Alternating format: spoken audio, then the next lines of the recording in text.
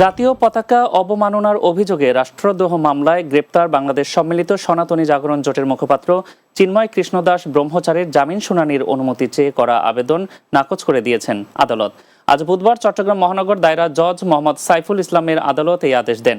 বিষয়টি নিশ্চিত করে চট্টগ্রাম মহানগর দায়রা জজ আদালতের পাবলিক প্রসিকিউটর মোহাম্মদ মফিজুল হক ভূঁইয়া বলেন, আইনজীবী রবীন্দ্র ঘোষ আগাম জামিন শুনানির আবেদন করার জন্য চিন্ময় কৃষ্ণদাস ব্রহ্মচারীর পক্ষে মামলা লড়ার কোনো ওকালতনামা দেননি।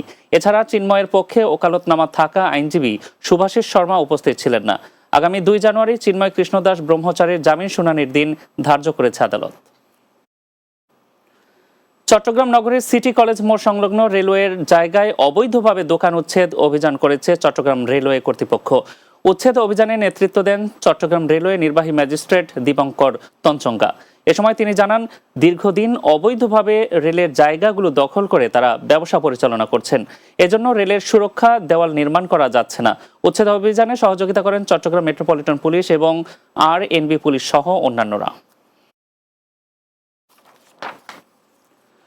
14 ডিসেম্বর শহীদ বুদ্ধিজীবী দিবস উপলক্ষে সকল শহীদদের মাগফিরাত কামনা করে বাংলাদেশ জাতীয়তাবাদী রেলওয়ে শ্রমিক ও কর্মচারী দলের প্রতিষ্ঠা বার্ষিকী এবং বিজয় দিবস উপলক্ষে র্যালি ও সমাবেশ অনুষ্ঠিত হয়েছে। পাহাড়তলী রেলওয়ে এলাকায় এই র্যালি ও সমাবেশ অনুষ্ঠিত হয়।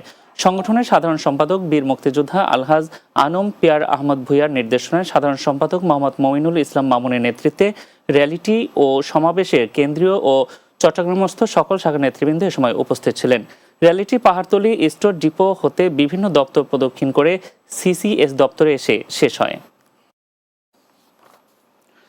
চট্টগ্রামে রূপালী ক্রেডিট কো-অপারেটিভ লিমিটেডের 32তম বার্ষিক সাধারণ সভা অনুষ্ঠিত হয়েছে। নগরীর মাতৃভূমি কমিউনিটি সেন্টারে এই সভার আয়োজন করা হয়।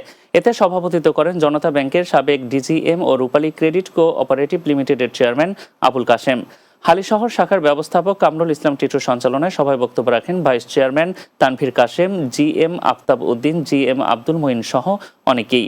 সাধারণ সভায় 2023-24 বার্ষিক প্রতিবেদন, নিরীক্ষিত স্থিতিপত্র ও 2024-25-এর প্রস্তাবিত বাজেট নিয়ে আলোচনা করা হয়।